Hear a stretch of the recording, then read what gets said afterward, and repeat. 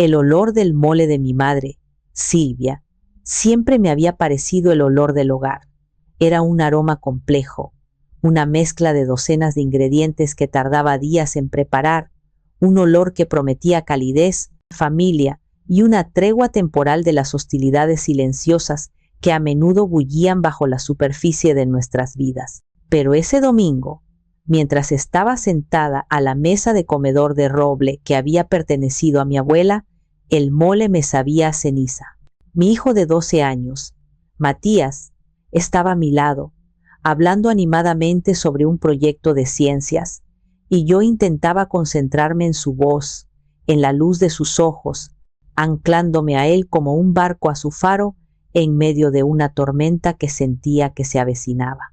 Mi hermana menor, Karina, de 32 años, estaba sentada frente a mí, empujando la comida en su plato con un tenedor, con los labios apretados en un puchero que conocía demasiado bien. Era el silencio antes del estallido. Matías, cariño, cada día estás más listo. Serás un gran hombre, dijo mi madre, su voz untada con una dulzura artificial que me erizó la piel. Era su táctica de apertura. Elogiar a mi hijo para ablandarme. Gracias, abuela. Es que la astrofísica es increíble, respondió él, ajeno a la tensión.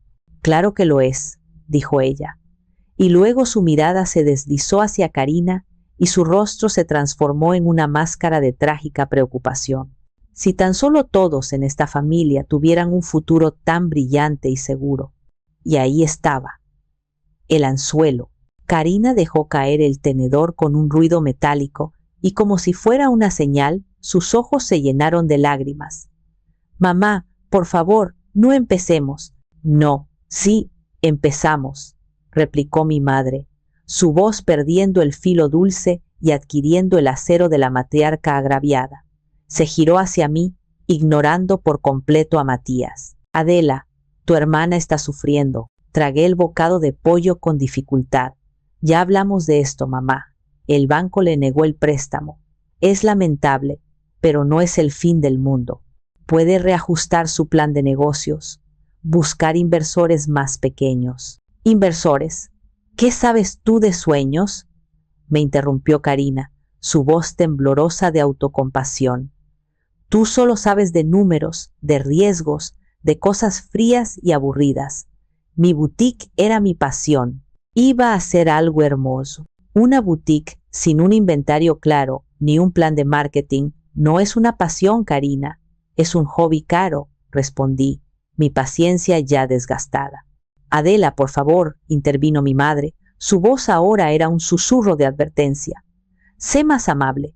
Tu hermana tiene un alma de artista. No puedes pedirle que piense como una contadora. Soy jefa de gestión de riesgos, mamá.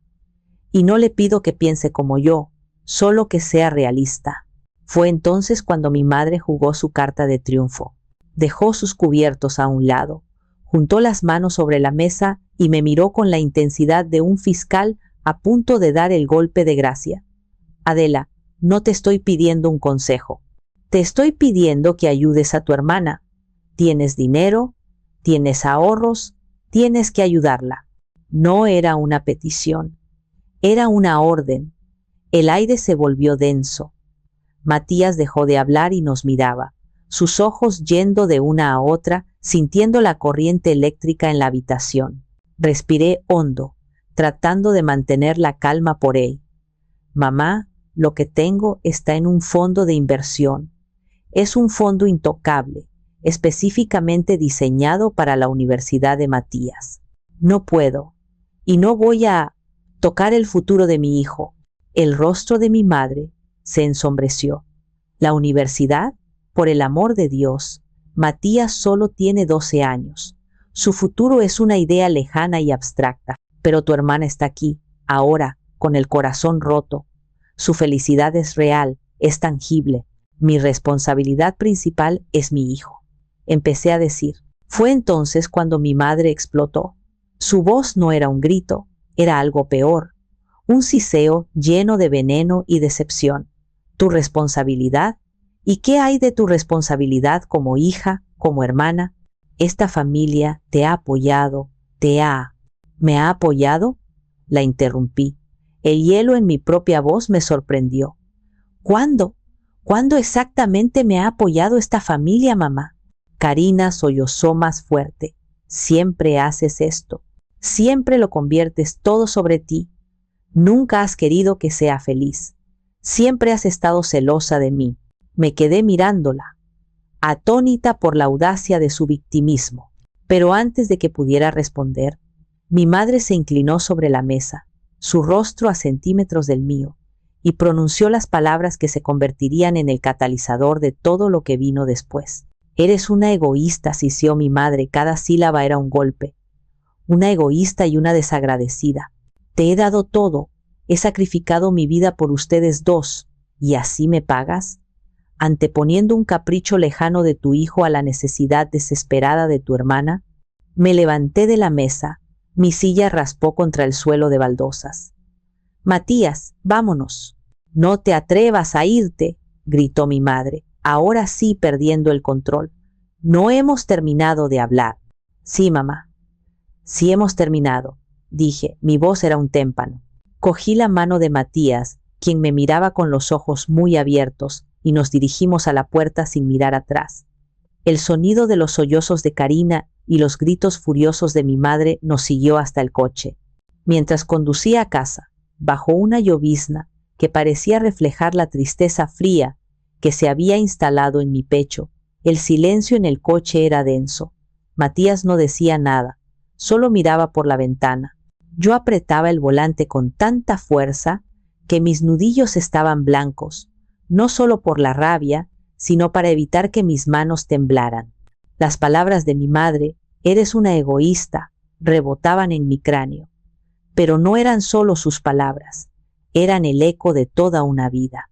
En ese momento, mientras las luces de la Ciudad de México se difuminaban a través del parabrisas mojado, mi mente abrió las puertas de lo que yo llamaba mi museo del dolor privado, una colección de recuerdos que demostraban que mi egoísmo era una invención reciente. La primera exhibición apareció vívida en mi mente. Yo, con 20 años, trabajando como becaria en una firma de contabilidad, estaba ahorrando cada peso para comprarme una nueva computadora portátil para la universidad. La mía era vieja, lenta y a menudo se apagaba en medio de un trabajo importante. Recuerdo la emoción de ver mi cuenta de ahorros crecer lentamente. Faltaban solo 2,000 pesos. Y entonces, la llamada. Era Karina, llorando histéricamente desde Cancún. Adela, me robaron, me quitaron la cartera, los boletos, todo. Estoy atrapada aquí. El pánico se apoderó de mí. Sin pensarlo 2 veces, fui al cajero automático y vacié mi cuenta. Le transferí hasta el último centavo. Una semana después, cuando volvió, vi sus publicaciones en redes sociales. No había habido ningún robo. Había fotos de ella en un club nocturno de lujo, con un vestido nuevo y caro, fechadas el mismo día que me llamó. Cuando la confronté, se rió. Ay, hermanita, exageré un poco, pero de verdad no tenía dinero para volver. Ya te lo pagaré. Nunca lo hizo. Mi computadora tuvo que esperar otro año. La segunda exhibición era más sutil, pero más dolorosa. A los 28 años me ofrecieron un puesto de gerente junior. Era una oportunidad increíble, pero requería que me mudara a la sucursal de Monterrey. Estaba extasiada. Era mi oportunidad de despegar, de construir mi propia vida. Pero cuando se lo conté a mi madre, su rostro se descompuso. Karina acababa de romper con un novio y estaba devastada. No puedes irte ahora, Adela, me dijo mi madre, su voz cargada de culpa. Tu hermana te necesita. Está pasando por una crisis. ¿Cómo puedes pensar en ti misma en un momento como este? Y yo, la hija obediente, la solucionadora de problemas, me quedé. Renuncié a la oportunidad. 2 semanas después, vi a Karina en una fiesta, riendo a carcajadas con sus amigas, completamente recuperada. La crisis había terminado. Mi oportunidad, sin embargo, se había ido para siempre. Y luego, La tercera y más humillante exhibición.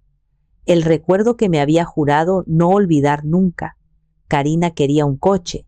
Tenía 25 años y un trabajo inestable.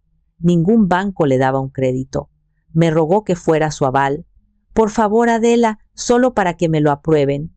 Juro que seré responsable. Mi madre se unió al coro. Es tu hermana, Adela. La familia se apoya. Dudé, pero la presión fue demasiada. Firmé.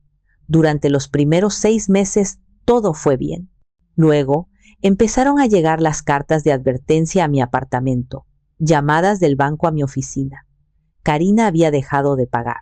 Mi historial crediticio, que había construido con tanto esfuerzo, se estaba manchando. Terminé pagando los últimos 10 meses del préstamo de mi propio bolsillo para evitar que el daño fuera mayor. Cuando le reclamé a Karina, ella se encogió de hombros. Ay, es que tuve muchos gastos. Pensé que a ti no te afectaría tanto. Tú ganas bien. No, no era egoísta. Había sido una tonta, había sido un cajero automático, una red de seguridad, una herramienta. Y esa noche, mientras aparcaba frente a mi edificio, tomé una decisión. El museo había cerrado sus puertas para siempre. No habría más exhibiciones. Los días que siguieron a la cena del domingo fueron un infierno orquestado. Mi madre y Karina, al darse cuenta de que mi negativa era firme, pasaron a la siguiente fase de su manual de manipulación. La guerra de guerrillas emocional. Mi teléfono se convirtió en un arma apuntada contra mí. Empezó con mi madre. Llamaba a primera hora de la mañana, su voz era un lamento. ¿Dormiste bien, mi amor? Yo no pegué un ojo en toda la noche, solo pensando en tu pobre hermana. Si no contestaba, dejaba mensajes de voz llenos de suspiros y frases pasivo-agresivas. Luego venían las llamadas de Karina. Eran diferentes, eran una mezcla de ira y súplica. Adela, no entiendo por qué me odias. ¿Qué te he hecho para que desees mi fracaso? Alternaba entre acusaciones y promesas vacías. Te juro que te lo devolveré todo, con intereses. Mi negocio será un éxito. Solo necesito una oportunidad, una que tú me estás negando. Cuando vieron que el asalto directo no funcionaba, reclutaron a sus tropas. Empezó a llamarme la tía Elena.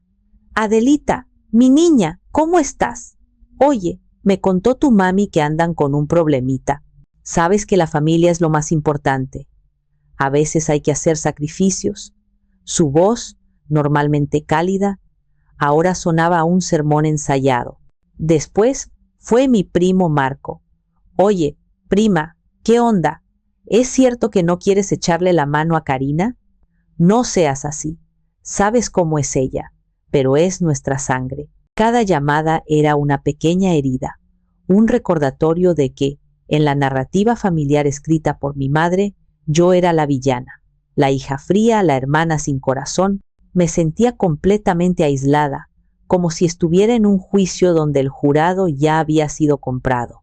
Me encontraba revisando las conversaciones en mi cabeza, preguntándome si tal vez ellos tenían razón. ¿Estaba siendo demasiado dura? ¿Demasiado inflexible? El adoctrinamiento de toda una vida es difícil de sacudir. La culpa era una vieja conocida, una sombra que se cernía sobre mí, susurrando que estaba fallando en mi deber familiar. En el trabajo, me costaba concentrarme. Miraba fijamente las hojas de cálculo, pero los números se convertían en los rostros decepcionados de mis parientes. Durante una reunión importante, mi teléfono vibró sin cesar sobre la mesa. Era mi madre, otra vez. Tuve que apagarlo, mi corazón latiendo con una mezcla de ansiedad y resentimiento. Mi jefe me preguntó si todo estaba bien. Le sonreí y le dije que sí, pero por dentro me sentía como un fraude. ¿Cómo podía gestionar los riesgos multimillonarios de un banco si no podía gestionar mi propia familia? La presión era constante, una tortura de baja intensidad diseñada para desgastarme, para erosionar mi resolución hasta que cediera por puro agotamiento. Y casi lo lograron. Una noche, después de la 15ª llamada del día, me encontré mirando la página de mi fondo de inversión en la computadora. Pensé en la cantidad que pedían. Pensé en la paz que me traería ceder. Tal vez podría prestarles una parte, solo una pequeña parte. El cursor de mi ratón flotaba sobre el botón de retirar fondos. Cerré los ojos, exhausta, y fue entonces cuando oí la voz de Matías desde la puerta de mi estudio. «Mamá, ¿estás bien? Pareces triste». Levanté la vista y lo vi allí, en pijama, con su libro de astronomía en la mano, su rostro lleno de una preocupación tan pura y genuina que me rompió el corazón. Él era la razón, él era mi porqué, y en ese momento supe que no podía ceder.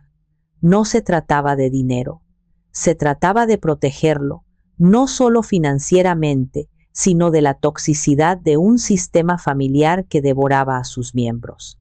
Cerré la computadora portátil. La paz que buscaba no vendría de rendirme, sino de luchar. La verdadera línea de batalla se trazó un martes por la tarde. Estaba en una videoconferencia cuando mi teléfono personal, el que mantenía en silencio, se iluminó con una llamada de la escuela de Matías. Mi corazón dio un vuelco. Me disculpé, salí de la reunión y contesté, preparándome para lo peor. Pero no era la escuela. Era Matías. Su voz sonaba pequeña y extraña. «Mamá, ¿puedo preguntarte algo?» «Claro, mi amor. ¿Pasó algo? ¿Estás bien?» Hubo una pausa. «Sí. Es solo que…» La abuela me llamó. Sentí un frío glacial recorrerme la espalda. «¿La abuela te llamó? ¿A tu celular?» Le había comprado un teléfono básico hacía unos meses, solo para emergencias. Mi madre tenía el número, pero le había pedido explícitamente que no lo usara a menos que no pudiera localizarme a mí. «Sí, hace un ratito», dijo Matías. «Mamá, ¿es verdad que si tú me quisieras menos, la tía Karina podría ser feliz?» El aire abandonó mis pulmones. La pregunta era tan absurda, tan cruelmente diseñada, que por un momento no pude procesarla. «¿Qué? ¿Por qué dices eso, mi vida?» La abuela dijo. «Dijo que tú me quieres tanto que no dejas que nadie más en la familia tenga cosas bonitas. Dijo que el dinero que guardas para mi escuela es mucho y que si yo fuera un buen niño y no fuera egoísta, te diría que le dieras un poco a la tía Karina para su tienda. Dijo que como soy tan inteligente, seguro que podría conseguir una beca después, y que el dinero no era tan importante como la felicidad de mi tía ahora». Me apoyé contra la pared del pasillo. Mi mundo se inclinaba sobre su eje. La manipulación, la culpa. Usarla contra mí era una cosa, pero esto era una violación. Había reclutado a mi propio hijo para que fuera su soldado. Había intentado envenenar su mente con la idea de que su futuro era un obstáculo para la felicidad de otros, que su propia existencia era una carga egoísta. «Escúchame con mucha atención, Matías», dije. Mi voz temblaba, pero no de debilidad, sino de una furia que nunca antes había sentido. «Nada de lo que te dijo la abuela es verdad. Eres lo más importante en mi vida. Tu futuro no es negociable. Y el dinero que estoy guardando para ti es una promesa que te hice a ti y a mí misma. Nadie tiene derecho a tocarlo ni a hacerte sentir culpable por ello. ¿Entendido?» «Sí, mamá. Es que…» Me sentí raro, admitió. «Lo sé, mi amor, y lamento mucho que te haya puesto en esa situación. Hablaremos más en casa. Te quiero». «Yo también te quiero, mamá». Colgué el teléfono y me quedé inmóvil en el pasillo, con el sonido de la oficina zumbando a mi alrededor como un ruido lejano. Pero dentro de mí todo estaba en silencio. Era el silencio profundo y terrible que sigue a una explosión. Habían cruzado la última frontera. Habían apuntado su arma contra mi hijo. Esa noche, después de acostar a Matías, me senté en la oscuridad de mi sala con un vaso de agua en la mano.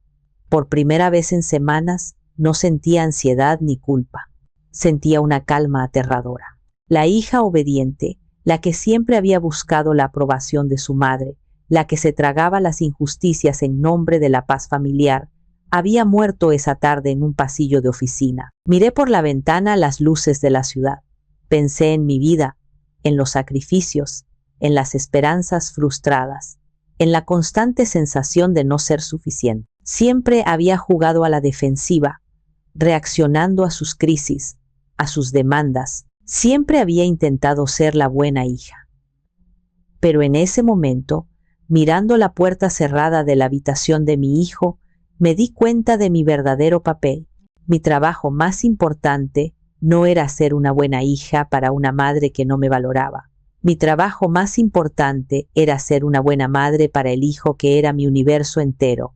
Y una buena madre, cuando una manada de hienas se acerca a su cachorro, no razona, no negocia, se convierte en una leona. En ese instante de claridad helada, la tristeza se evaporó y fue reemplazada por una resolución de acero. Ya no se trataba de decir no, se trataba de poner un fin definitivo, absoluto e irrevocable. Cogí mi teléfono. No busqué el número de mi madre ni el de mi hermana. Busqué el de mi tío Ramiro, el hermano de mi padre, el abogado, la única persona en mi familia que siempre me había mirado con respeto y no con cálculo. Tío, dije cuando contestó. Mi voz era firme, sin rastro de duda. Soy Adela. Necesito tu ayuda, no para defenderme, para atacar. Hubo un silencio al otro lado de la línea y luego la voz grave y calmada de mi tío Ramiro. Adela, ya era hora. Dime qué necesitas. Le conté todo. La cena, la campaña de presión y finalmente la llamada a Matías. Cuando terminé, el silencio de mi tío era pesado, cargado de una furia contenida. Han ido demasiado lejos, dijo finalmente. Su voz era un gruñido bajo. Esto ya no es un asunto familiar, es acoso y manipulación emocional. Muy bien, sobrina. Te llamaron egoísta, ¿verdad? Pues vamos a ser egoístas. Vamos a ser calculadores, metódicos y absolutamente despiadados, pero todo dentro de la ley. Escúchame con atención. Durante la siguiente hora trazamos el plan. Mi experiencia en gestión de riesgos y su genio legal se combinaron para crear una estrategia que no era solo una defensa, sino una trampa hermosa, compleja y perfectamente legal, diseñada para que ellas mismas entraran en ella, guiadas por su propia codicia y arrogancia. Al día siguiente, respiré hondo y realicé la llamada más difícil de mi vida. Marqué el número de mi madre. Adela, contestó, su voz cautelosa, esperando otra confrontación. Mamá, dije, forzando un tono de agotamiento y resignación que habíamos ensayado. He estado pensando. Sí, dijo, un atisbo de esperanza en su voz. Tienen razón, estoy cansada de pelear. Es mi familia. Y no quiero que Matías crezca en medio de este conflicto. Lo siento, fui egoísta. El suspiro de alivio de mi madre fue tan fuerte que casi pude sentirlo a través del teléfono. Oh, Adelita, mi vida, sabía que entrarías en razón. Sabía que en el fondo tenías un buen corazón. ¿Tu hermana se pondrá tan feliz? Pude oírla gritarle a Karina en el fondo. Lo logramos, mija. Tu hermana va a ayudar. Dejé que celebraran su victoria por un momento, el sabor amargo de la bilis subiendo por mi garganta. Luego continué. Pero tengo una condición. Si voy a hacer esto, tiene que ser de la manera correcta. Soy una profesional de las finanzas, mamá. No voy a entregar un maletín de dinero en efectivo. Quiero que sea una transacción oficial, un préstamo de negocios, para proteger a todos. Claro, claro, mi amor. Lo que tú digas, dijo mi madre, eufórica. La palabra préstamo apenas pareció registrarse en su mente. Solo escuchó la palabra dinero. Perfecto. Entonces, necesito que tú y Karina vengan a mi oficina en el banco el viernes a las 10 de la mañana. Mi asistente preparará una sala de juntas para nosotros. Firmaremos los papeles y haré la transferencia en ese mismo momento. Estaremos allí. Ay, Adela, gracias. Has hecho a tu madre muy feliz. Colgué el teléfono, Mi mano temblaba ligeramente. La primera fase estaba completa. El cebo había sido lanzado, y ellas, tan predeciblemente, lo habían mordido sin dudar. Me sentí sucia, como una traidora, pero luego recordé la voz confundida de mi hijo, y la sensación de suciedad fue reemplazada por una fría determinación.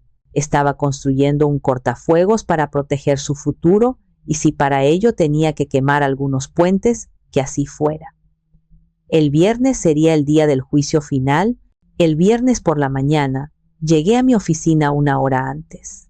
El aire en el piso 34 del rascacielos corporativo era fresco y silencioso. Miré por la ventana panorámica la extensión de la Ciudad de México, un monstruo de concreto y asfalto que se despertaba lentamente. En este entorno yo estaba en mi elemento. Aquí no era la hija culpable ni la hermana resentida. Era Adela Martínez, jefa de gestión de riesgos. Y hoy iba a gestionar el mayor riesgo de mi vida. Mi asistente, una joven brillante llamada Sofía, había preparado la sala de juntas más imponente, la que reservábamos para clientes VIP. Una larga mesa de caoba pulida, sillas de cuero negro y una vista impresionante de la ciudad. Sobre la mesa, en el lugar de cada una, había una botella de agua importada, un bloc de notas y un bolígrafo con el logo del banco. Y en el centro, como una serpiente esperando para atacar, estaba la carpeta de cuero que contenía el contrato que mi tío Ramiro y yo habíamos perfeccionado. A las 10 en punto, Sofía anunció su llegada. Cuando entraron en la sala, tuve que reprimir una sonrisa irónica. Venían vestidas para una fiesta, no para una reunión de negocios. Mi madre llevaba un vestido floreado demasiado llamativo y joyas de oro. Karina llevaba un vestido ajustado de diseñador, probablemente falso, y tacones altos, con una sonrisa triunfante en su rostro. Parecían dos conquistadoras llegando a reclamar su botín. «Adelita, qué lugar tan impresionante», exclamó mi madre, mirando a su alrededor. «Mi hija, tan importante». «Hola, mamá». «Hola, Karina». «Por favor, siéntense», dije. Mi voz era puramente profesional. Señalé los asientos frente a mí. Me senté a la cabeza de la mesa, con mi colega, Ricardo, un gerente del departamento legal, sentado discretamente a mi lado como testigo. La sonrisa de Karina vaciló un poco al ver a Ricardo. ¿Y él quién es? Es Ricardo, del departamento legal. Está aquí como testigo de la firma. Es un procedimiento estándar del banco para transacciones de esta magnitud, expliqué con calma. Sus sonrisas se tensaron, pero la promesa del dinero era demasiado fuerte. Deslicé 2 copias del contrato sobre la mesa pulida. Aquí están los documentos. Como les dije, es un contrato de préstamo personal y de inversión inicial. Mi madre cogió el documento como si quemara. Tenía casi 20 páginas. Todo esto parece que estamos comprando una casa. Es un documento legalmente vinculante, mamá. Protege tanto al prestamista como al prestatario. Los detalles son importantes, dije. Karina abrió la primera página. Sus ojos buscaron la cifra. 800,000 pesos. Adela, es perfecto. Con esto puedo conseguir el local y comprar el primer inventario. Me alegro de que la cantidad sea adecuada, dije. Mi rostro era una máscara de impasibilidad. Les sugiero que lean los términos con atención, especialmente las cláusulas sobre la tasa de interés y el calendario de pagos. Fingieron leer, sus ojos escaneando rápidamente el denso texto legal. Sabía que no entenderían la mitad. Solo buscaban trampas obvias, sin darse cuenta de que la trampa era el contrato en sí. La tasa de interés parece un poco alta, comentó mi madre, frunciendo el ceño ante la cláusula 4.2. Es la tasa comercial estándar para un préstamo de alto riesgo sin historial crediticio, mamá. De hecho, les conseguí una tasa preferencial. Mentí suavemente. Ricardo asintió imperceptiblemente. Finalmente, llegaron a la sección crucial, la cláusula 7, garantía y colateral. El rostro de mi madre palideció mientras leía. ¿Garantía? ¿Qué es esto de un gravamen sobre mi propiedad? ¿La casa? Levantó la vista, sus ojos llenos de una repentina y genuina confusión. Adela, ¿qué significa esto? ¿Estás pidiendo la casa como garantía? Este era el momento de la verdad. Mantuve su mirada, mi voz fría y firme. Sí, es un procedimiento estándar. El banco, en este caso yo, necesita una garantía tangible para un préstamo de esta cantidad. Como Karina no tiene activos a su nombre, el único activo familiar disponible es la casa. El silencio en la sala fue absoluto. Se podía oír el zumbido del aire acondicionado. La sonrisa de Karina había desaparecido, reemplazada por una expresión de incredulidad. Pero, eso es, no puedes estar hablando en serio, balbuceó mi madre. Adela, es nuestra casa, la casa de tu abuela, no puedes. Karina, recuperándose del shock inicial y viendo su sueño a punto de desvanecerse, entró en pánico. Se giró hacia mi madre. Mamá, por favor, no la escuches, es solo un papel, una formalidad. ¿De verdad crees que tu propia hija nos quitaría la casa? Solo está jugando a la banquera importante para asustarnos. Nunca lo haría.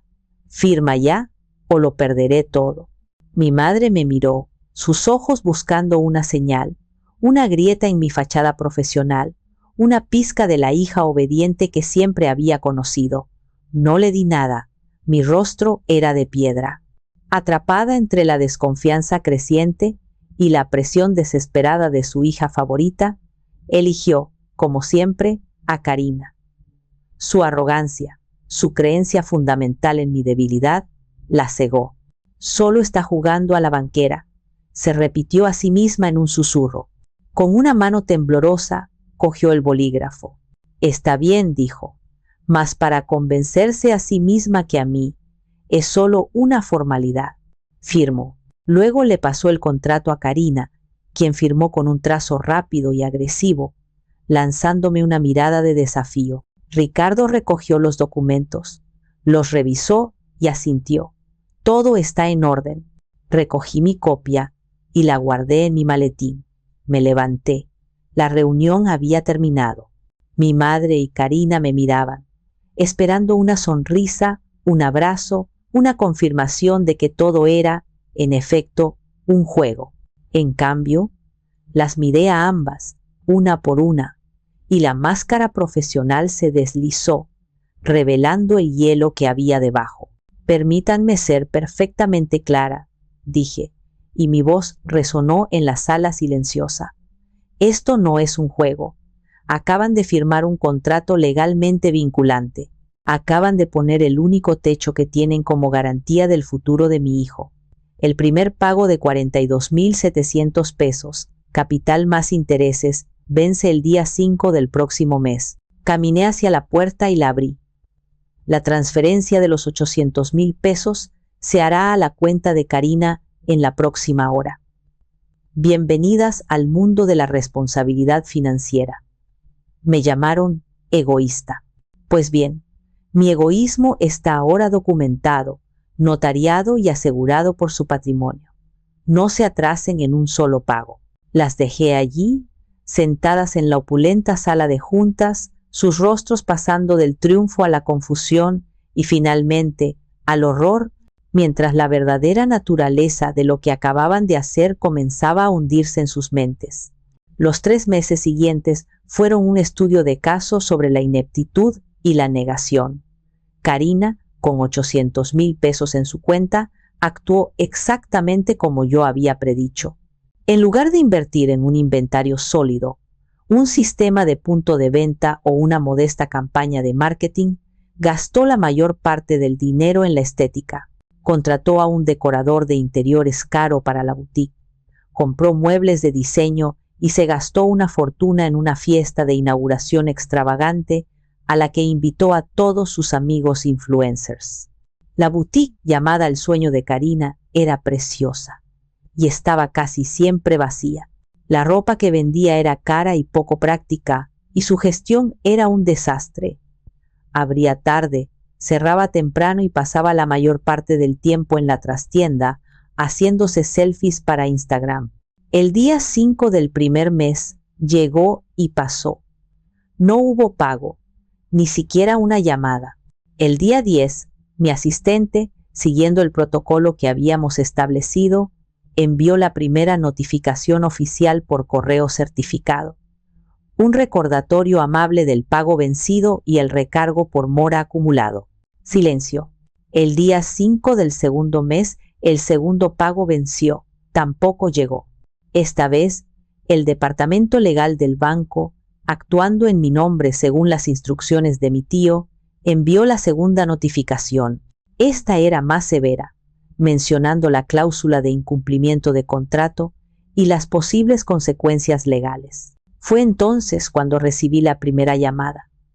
Era mi madre. Su voz ya no era suplicante, era furiosa. ¿Qué es esta carta, Adela? ¿Estás tratando de asustarnos? Karina está trabajando muy duro. Los negocios tardan en arrancar.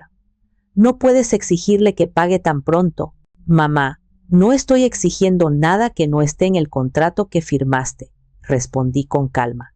El calendario de pagos era muy claro. Han incumplido 2 veces. Esto es ridículo. Somos tu familia. Deberías estar apoyándola, no enviándole cartas de abogados. Apoyarla no significa financiar su irresponsabilidad. El próximo pago vence en 3 semanas. Les sugiero encarecidamente que lo reúnan. Y colgué. El tercer pago, por supuesto, tampoco se materializó. El negocio de Karina se estaba desmoronando. Los proveedores no le fiaban más mercancía y había tenido que despedir a la única empleada que tenía. La tercera notificación fue la final. Era una carta formal de aviso de aceleración de deuda, informándoles que debido a los repetidos incumplimientos, la totalidad del préstamo, más los intereses y las penalizaciones acumuladas, ahora era exigible de inmediato.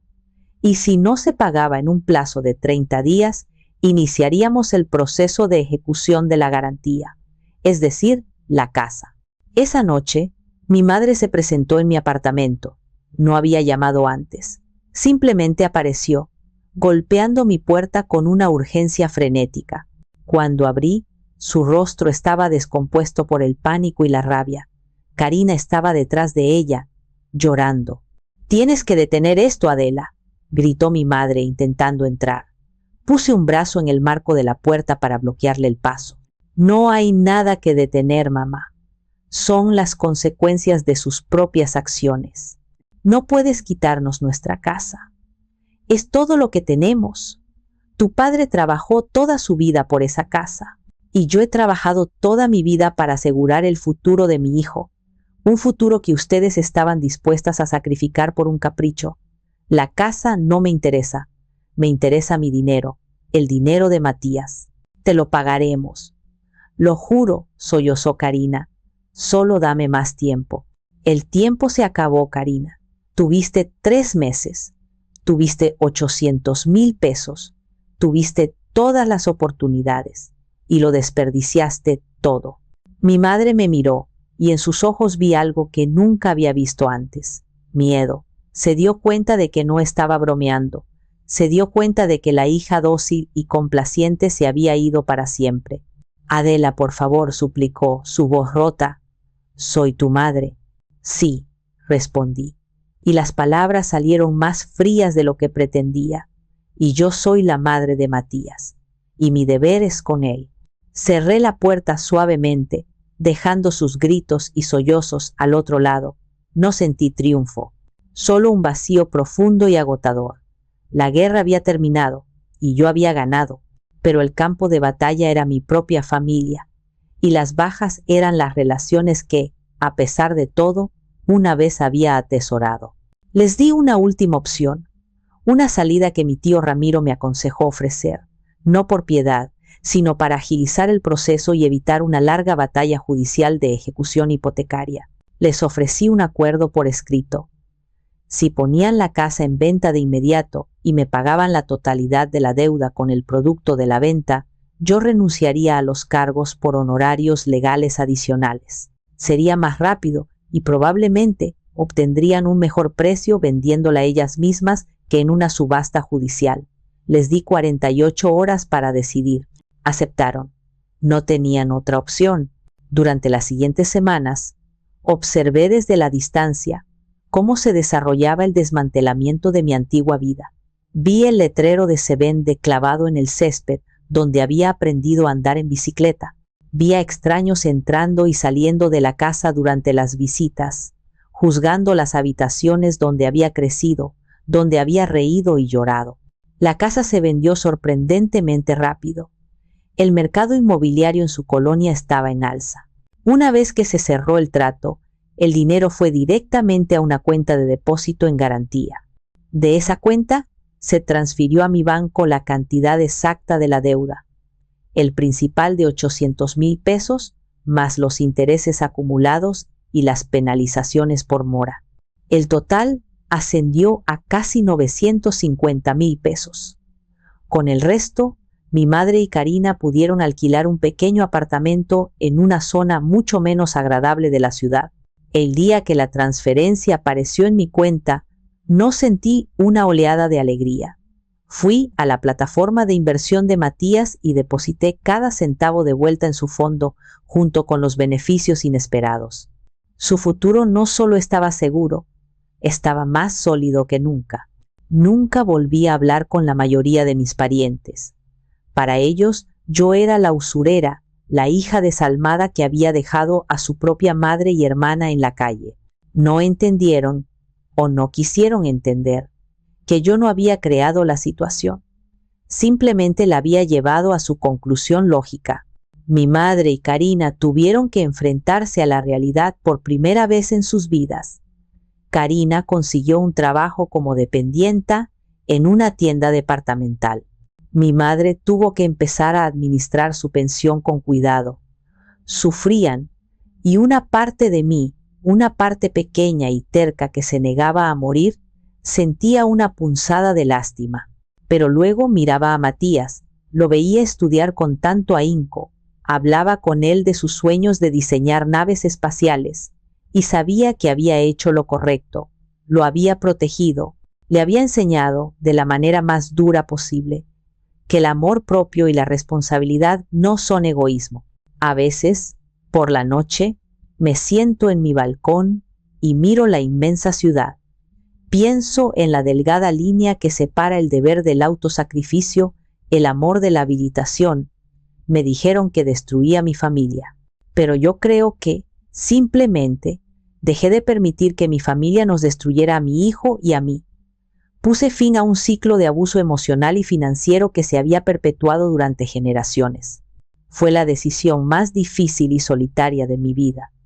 Me costó todo lo que una vez consideré mi familia, pero me dio algo mucho más valioso: libertad, respeto por mí misma y la certeza inquebrantable de que había protegido a mi hijo. Y ahora les pregunto a ustedes, ¿fui yo la egoísta